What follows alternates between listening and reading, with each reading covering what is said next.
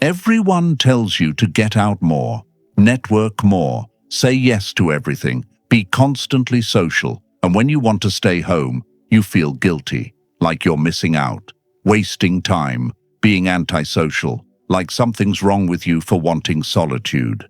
But what if they're wrong and you're right? Modern culture says productivity means constant activity, constant connection, constant doing. You're only valuable if you're busy, out there, always available. But the Stoics knew something different. True strength doesn't come from constant motion. It comes from stillness, from solitude, from protecting what matters most. Staying home isn't avoiding life. It's protecting your energy, your focus, your peace, and your character in a world designed to drain all of them. Seneca taught, the mind should be brought to a place where it delights more in itself than in other things. That place is home, where you're not performing, not managing impressions, not giving your energy to people and things that don't matter, where you can actually think, reflect, and build real strength. Today, we'll walk through 8 reasons why staying home is the best thing you can do, not as escape, as strategic choice for building unshakable strength. Reason number 5 is what separates people who burn out from those who build lasting success. And it only happens at home. By the end, you'll stop feeling guilty for staying home and start seeing it as your most powerful choice. If you've ever felt pressured to be constantly busy and social, this will show you why staying home is Stoic wisdom. Subscribe for strength through stillness. Now, let's begin. Reason 1. You protect your energy from energy vampires. Most social interactions drain you, not because people are bad, because every interaction is an energy exchange. Some people give more than they take. Most people take more than they give. And when you're constantly out there, constantly social, constantly available, you're constantly giving your energy away to people and situations that don't deserve it. Energy is a finite resource. You only have so much each day. Every conversation costs energy. Every social obligation costs energy. Small talk costs energy. Maintaining appearances costs energy. Managing other people's emotions costs energy. And when you're always out, you're always spending energy on things that don't matter.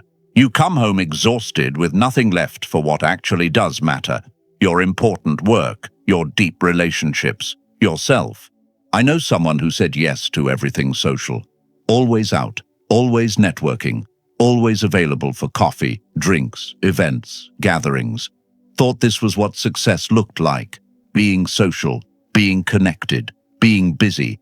But they were constantly exhausted, irritable, unable to focus on anything important. Their work suffered because they had no energy left to do it well. Their close relationships suffered because they were too drained to show up fully. Their health suffered because they were running on empty. Finally started saying no, staying home more, being selective about who got their time and energy, and everything changed. Energy returned. Could actually focus on work that mattered. Work quality improved dramatically, had energy for the people who actually mattered. Those relationships deepened, felt like themselves again instead of exhausted shell going through motions, all because they stopped giving energy to low-value interactions and started protecting it at home. Here's what they realized. Energy vampires exist. Not malicious people, just draining people. People who complain constantly, people who need validation constantly, people who create drama, people who take without giving back. When you're always out, you're always exposed to them, can't avoid them, can't protect yourself. Your energy gets drained whether you want it to or not. Marcus Aurelius taught, protect your inner citadel, can't protect it when constantly exposed to external demands. Home is your fortress, where you guard your energy, where you choose who gets access to you, where you control your environment instead of being controlled by it. At home, you're not managing social obligations, not maintaining appearances, not giving energy to people who drain you. You recharge. You protect what matters. You spend energy on things that actually deserve it. This isn't being anti-social. This is being selective, quality over quantity, deep connections with few instead of shallow interactions with many. Protecting your energy at home is foundation for everything else. But reason 2 is about something you can only do in solitude. Reason 2. You actually have time to think and reflect. Deep thinking requires uninterrupted time. Reflection requires stillness. And when you're constantly busy, constantly social, constantly doing, you never have either. You're operating on autopilot, reacting instead of thinking, drifting instead of directing your life. Most people are so busy doing they never stop to think about what they're doing or why they're doing it. Without reflection, you repeat the same mistakes. Without thinking time, you stay on paths that don't serve you. You drift through years without ever evaluating if this is actually where you want to go. And by the time you realize you've been on the wrong path, years have been wasted. I watched someone live this way for years, constantly busy, no time to think. Meetings, social events, activities filling every hour. Life was happening to them, not by them. Never had time to stop and evaluate if any of this was actually what they wanted. Just kept moving because stopping felt wrong. Everyone else was busy, so they stayed busy too. Finally took a week off and stayed home. Minimal commitments, just time alone with their thoughts. First time in years they actually had space to think about their life. And what they realized was devastating and liberating at the same time. They'd been on the wrong path for years. Career didn't align with their actual values. Relationships were surface level because they'd never had time to go deeper. Spending enormous energy on things that didn't actually matter to them. All of this became clear only when they had thinking space. The clarity didn't come from more activity. It came from stillness. From time at home with no distractions to finally process what their life had become. They made major changes, changed careers, let go of shallow relationships, redirected their entire life trajectory, all because they finally had time to think. Here's what thinking time enables. You evaluate your path instead of blindly following it. You process emotions instead of numbing them. You learn from experiences instead of just accumulating them. You make conscious decisions instead of automatic reactions. You understand yourself instead of just existing. Marcus Aurelius wrote his Meditations in Solitude, daily reflection on his actions and character. He examined his day, his choices, his responses. This practice built one of the strongest minds in history. And he did it alone, at home, in stillness. At home, you can journal without interruption, sit with difficult thoughts instead of running from them, process what happened instead of immediately moving to the next thing. Think about who you're becoming. Evaluate if your life matches your values. The modern world prevents this. Constant stimulation, always something to do, someone to see, something to respond to. Thinking time is seen as wasted time. But it's actually the most valuable time you can spend. Home protects thinking time, and thinking time builds wisdom that changes everything. If you've ever had a major life realization during quiet time alone at home that changed your entire direction, write clarity through stillness below. Your moment of insight will inspire others to protect their thinking time. Thinking and reflection build wisdom.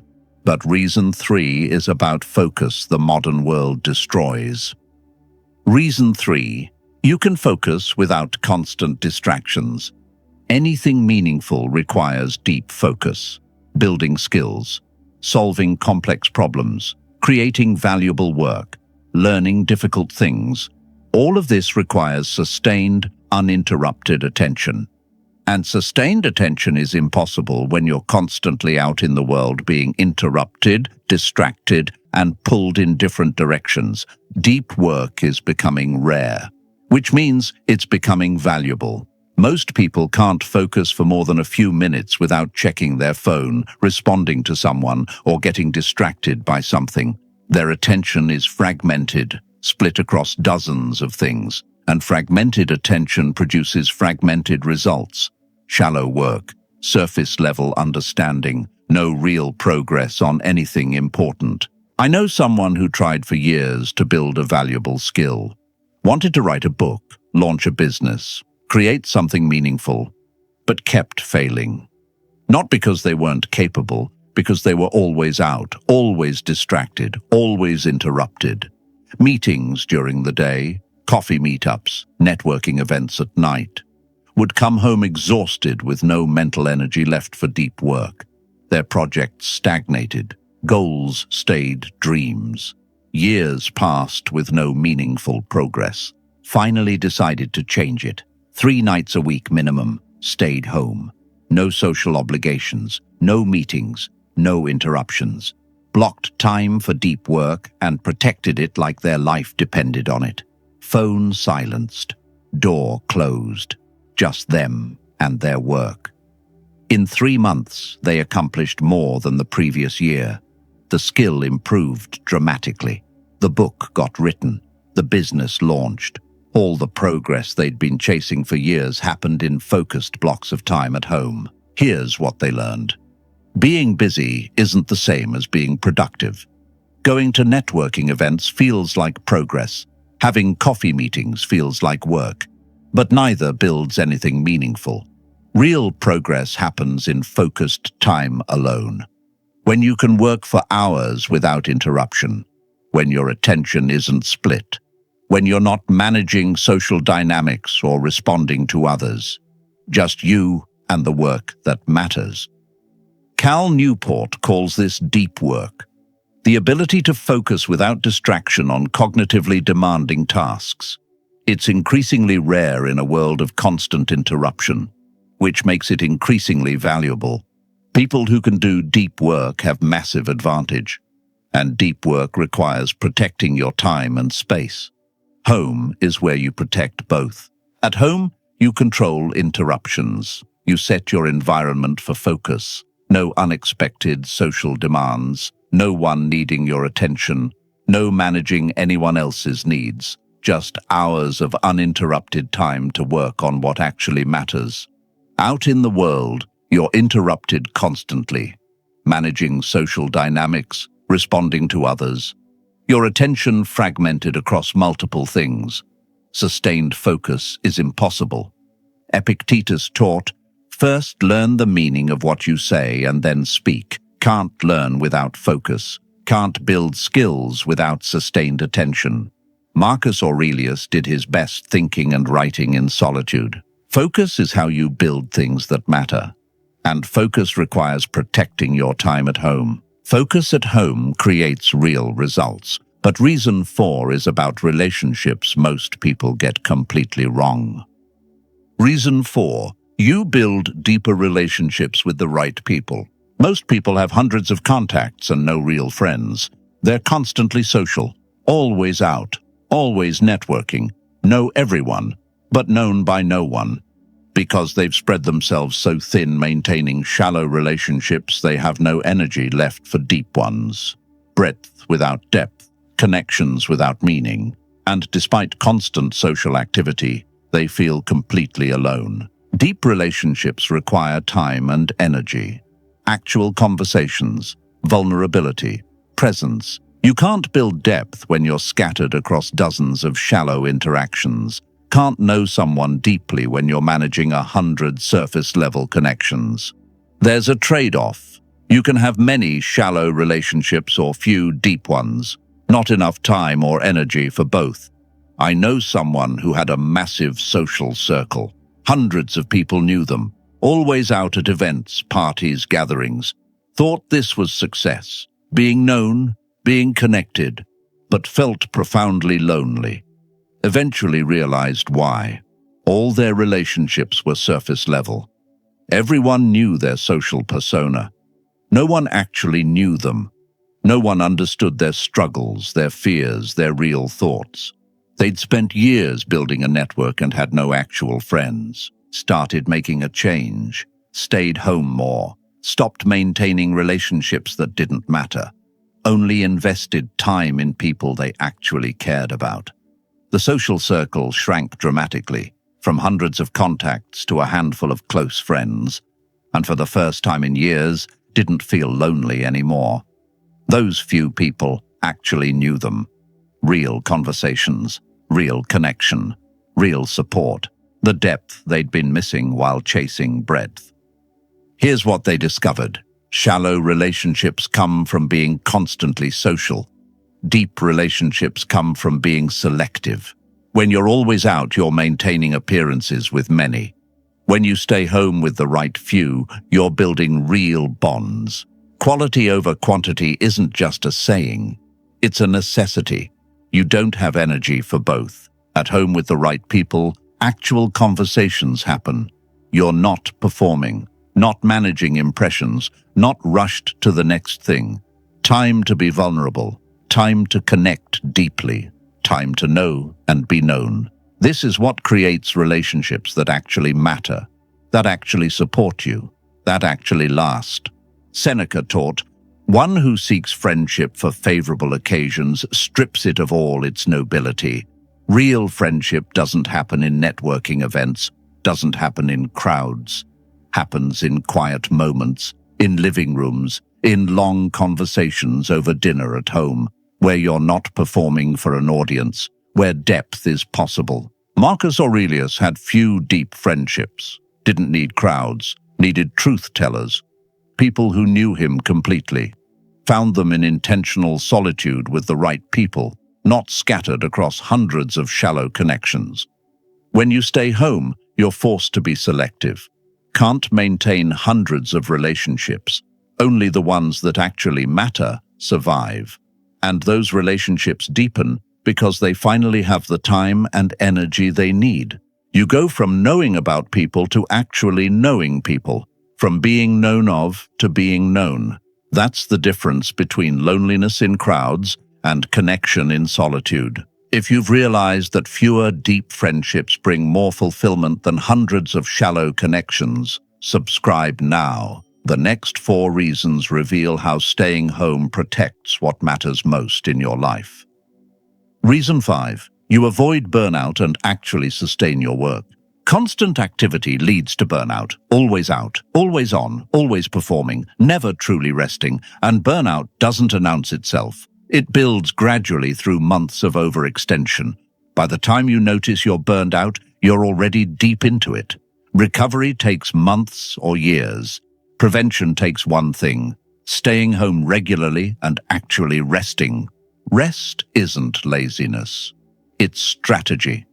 People who protect rest time sustain high performance for decades. People who never stop eventually collapse. And when they collapse, everything stops. The career they built, the momentum they had, gone. Because they thought rest was for weak people and pushing through was strength. I watched someone learn this the hard way. Hustled relentlessly for years, always working, always networking, always out there grinding. Thought rest was wasting time. Believed productivity meant constant motion.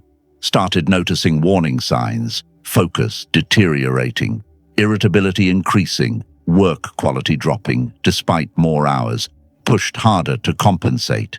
If I'm getting worse results, I just need to work harder. More hours, more hustle, more activity. Hit a wall, complete burnout. Couldn't work, couldn't focus, couldn't function.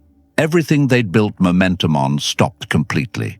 Took 6 months to recover, 6 months of forced rest, because they refused to take voluntary rest earlier. Finally understood. Could have prevented this entirely by building rest into their schedule from the beginning. Now protects rest time fiercely, stays home regularly. No guilt, no apologizing, just rest. And the result? More productive long-term than they ever were grinding constantly. Because rest isn't the opposite of productivity. It's what makes sustained productivity possible. Here's the burnout cycle most people are trapped in. Push hard without rest. Performance decreases. Push harder to compensate for decreased performance. Performance decreases more. Eventually collapse. Could break the cycle at any point by staying home and resting. But most people don't until it's too late. Rest provides what grinding can't. Mental recovery, physical recovery, emotional reset. perspective restoration, energy regeneration, all the things that make high performance sustainable. At home, you can actually rest, not managing social obligations, not maintaining appearances, not on for anyone, can do nothing without guilt. Recovery happens. Always being out means never truly being off, always managing something, always performing, even when supposedly relaxing. No real recovery. Burnout becomes inevitable. It's not if, it's when. Research shows high performers protect rest time. Athletes understand this intuitively. Recovery is when growth happens. Training breaks you down. Rest builds you back stronger. Same for mental work. Deep work breaks you down. Rest at home builds you back stronger. This isn't weakness. It's how sustained excellence works. Marcus Aurelius wrote, "Confine yourself to the present. Can't do that while constantly busy. Rest at home is being fully present with yourself, recovering, rebuilding, preparing for the next period of high output." Seneca taught, "Without self-awareness, we remain slaves to our patterns. Self-awareness requires stillness. Stillness prevents burnout." The choice is simple. Rest regularly at home and sustain your work for decades, or never rest and burn out within years. Only one of these paths leads to lasting success.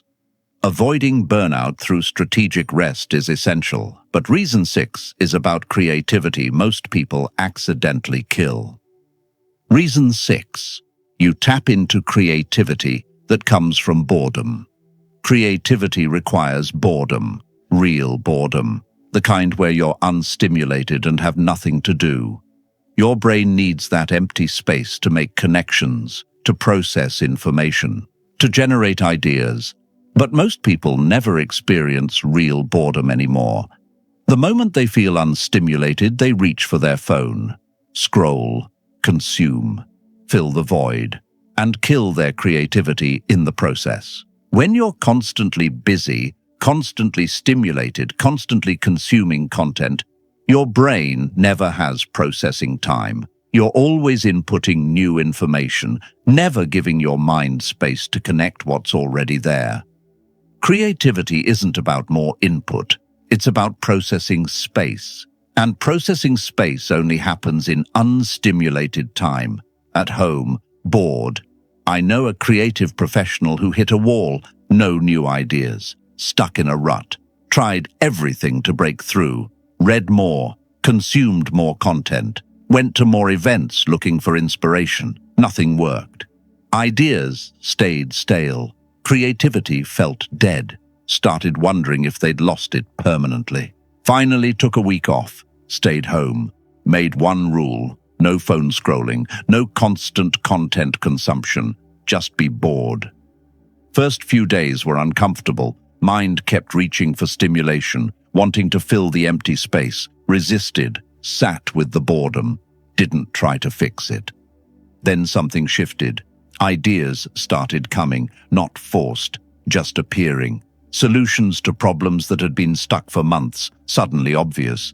Creative breakthroughs happening in the shower, during walks, while doing nothing. Realized what had been blocking everything. Overstimulation. Was consuming so much input there was no space for ideas to form. The boredom they'd been avoiding was exactly what their creativity needed. Here's what neuroscience shows. Your brain makes connections during downtime, not during input. The default mode network activates when you're unstimulated. This is where creativity lives, where problem-solving happens, where insights emerge, but it only activates when you're bored. When you fill every moment with stimulation, you shut down the exact brain network that generates creative ideas. At home, bored, with no phone to escape to, your mind starts working differently. First, it's uncomfortable. You're not used to being unstimulated. Then it becomes interesting. Thoughts connect in unexpected ways. Ideas appear seemingly from nowhere, actually appearing from processing time your brain finally has. History's greatest creative breakthroughs happened during boredom.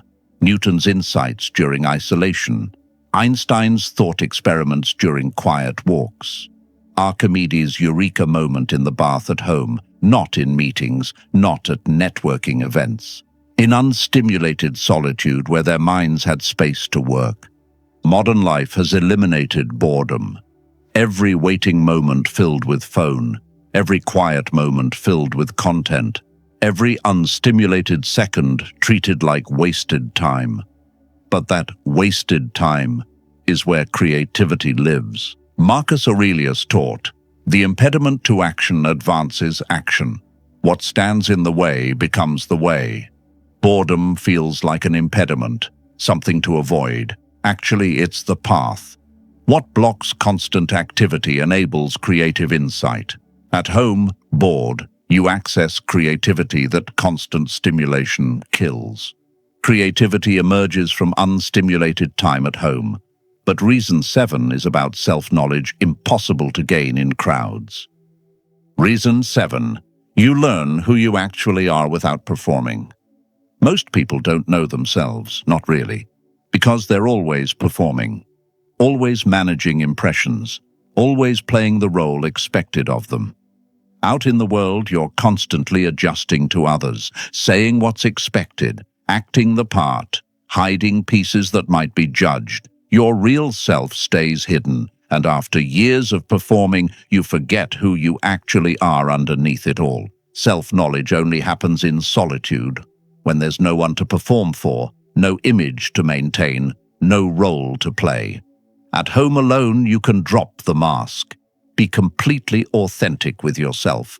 Discover preferences you've been ignoring, parts of your personality you've been hiding, dreams you've been suppressing.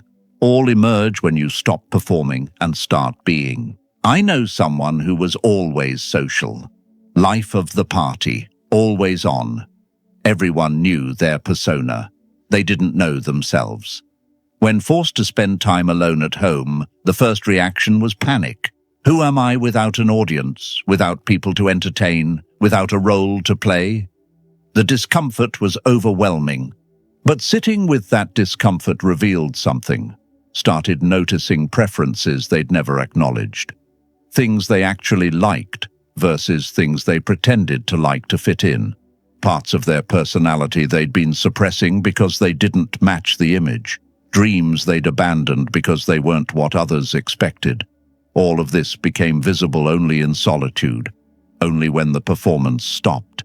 Realized they'd been performing so long they forgot their authentic self, living someone else's life, being who others wanted them to be. The social persona was a mask they'd worn so consistently it felt like their face. Alone at home, they could finally take it off, meet who they actually were underneath. Socrates demanded, "Know thyself." Can't know yourself in crowds. Self-knowledge requires self-examination. Self-examination requires solitude. At home, you're not managing anyone's perception, not filtering yourself, not performing. You can be completely honest about who you are, what you want, what you value. This honesty with yourself is how you stop drifting and start living authentically. Marcus Aurelius spent time in reflection, examining his own character. Honest about his flaws, struggles, and thoughts. Did this alone for himself, not performing for others. This practice built self-knowledge. Self-knowledge built strength. At home in solitude, you can do the same. Meet yourself without the performance. Discover who you actually are when no one's watching. Most people avoid this because it's uncomfortable. Meeting your actual self means facing truths you've been avoiding. Might discover you're living the wrong life, might have to change. Easier to stay distracted in crowds, never have to face reality. But facing reality is the only way to live authentically. And authentic living requires self-knowledge. Self-knowledge requires solitude at home. Self-knowledge comes from time alone without performing. But the final reason is about building unshakable internal strength. Reason 8.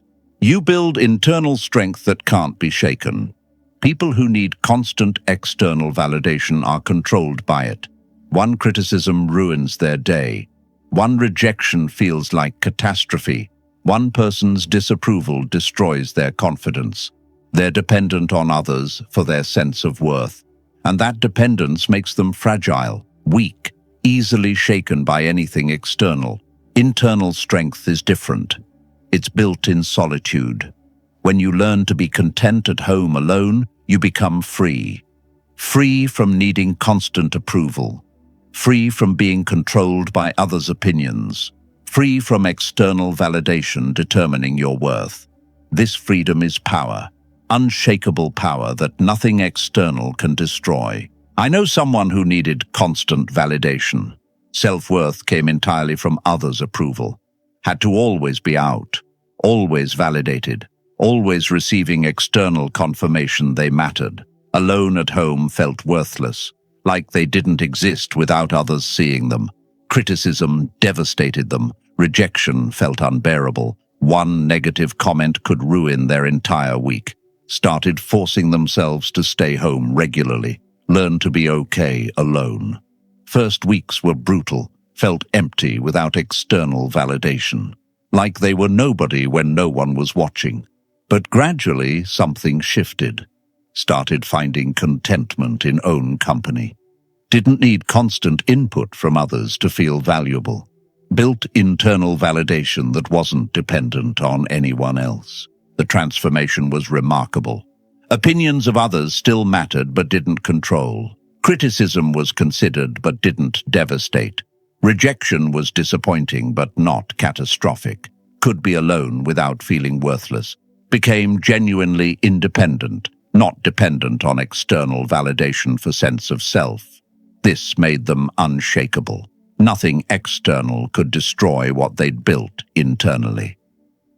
Marcus Aurelius had access to ultimate external validation, Emperor of Rome.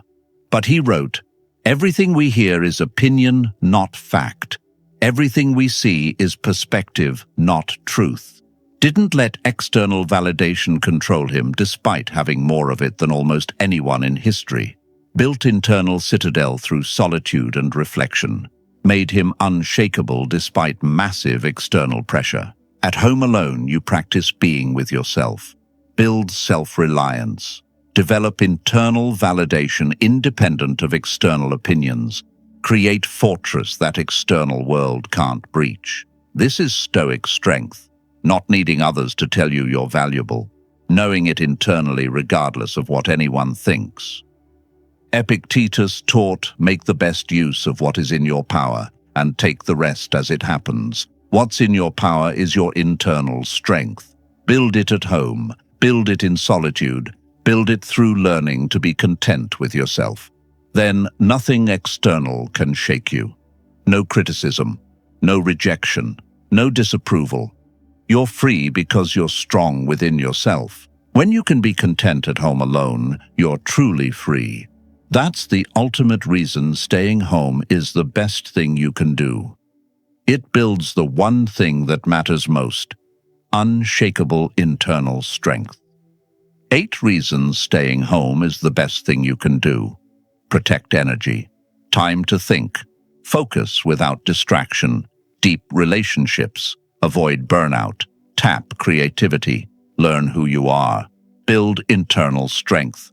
Subscribe now to keep learning Stoic wisdom that builds real strength through intentional living. This isn't avoiding life, it's protecting what matters in a world designed to drain you. Strategic choice for building unshakable strength. Start with 1 night a week staying home intentionally. No guilt, no obligations, just be home. Protect that time like an important meeting. Notice what changes. Energy returns. Focus improves. You remember who you are. World will pressure you to constantly be out, busy, social. Resist that pressure. Seneca knew the mind should delight more in itself than other things. Your power lives in solitude. Protect it. Stay home. Stay strong. Stay stoic.